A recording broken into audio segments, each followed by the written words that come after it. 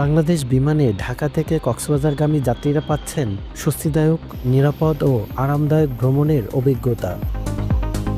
নির্ধারিত সময় অনুযায়ী ফ্লাইট পরিচালনার ফলে যাত্রীদের ভোগান্তি কমেছে উল্লেখযোগ্যভাবে। বাংলাদেশ এয়ারলাইন্সের কেবিন ক্রু ও গ্রাউন্ড স্টাফদের সৌজন্যমূলক আচরণ যাত্রীদের মধ্যে আস্থার পরিবেশ তৈরি করেছে। অনলাইন যে টিকিটটা আছে সেটি আমরা দেখিয়েছি, উনি সাথে সাথে আমাদেরকে টিকিট দিয়ে দিচ্ছে। Thank you. দেখতে পাচ্ছেন যে আমরা খুব সহজেই ঢাকা টু কক্সবাজারের টিকিট পেয়ে গেছি। টার্মিনালে অসুস্থ ও বয়স্ক যাত্রীদের জন্য বিমানের কর্মীরা হুইল চেয়ার করে পৌঁছে দেন নির্ধারিত এয়ারলাইন্সে।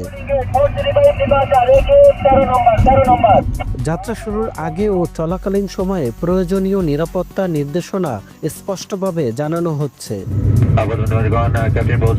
যাত্রীদের নিরাপত্তা নিশ্চিত করতে উন্নত প্রযুক্তি ও নিয়মিত তদারকি অব্যাহত রয়েছে।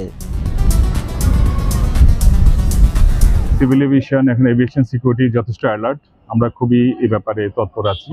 প্রয়োজন হলে আমরা 10-15 মিনিট ডিলে করে হলেও আমরা এয়ারক্রাফটে 100% সিকিউর না হওয়া পর্যন্ত এয়ারক্রাফট আমাদের ক্যাপ্টেনরা ফ্লাই করে না।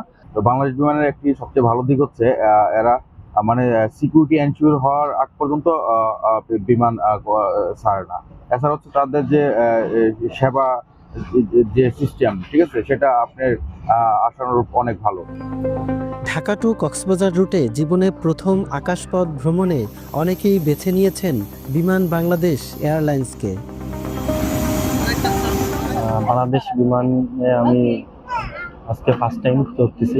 আলহামদুলিল্লাহ, আশা করতেছি সবকিছু ভালো থাকবে। বর্তমানে শীত মৌসুম হওয়ায় যাত্রীদের অতিরিক্ত চাপ সামলাতে হচ্ছে বিমানের কর্মীদের। এই রুটের প্রতিটি ফ্লাইটই হচ্ছে পরিপূর্ণ।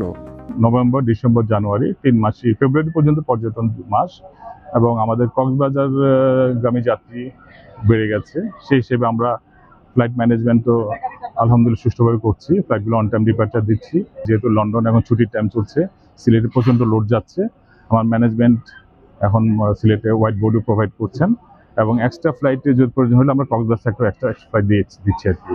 পর্যটক নগরী কক্সবাজারে ভ্রমণে বাংলাদেশ বিমানের এই মানসম্মত সেবা দেশীয় বিমান পরিবহন খাতে ইতিবাচক দৃষ্টান্ত স্থাপন করেছে, যা যাত্রীদের প্রশংসা কুড়াচ্ছে।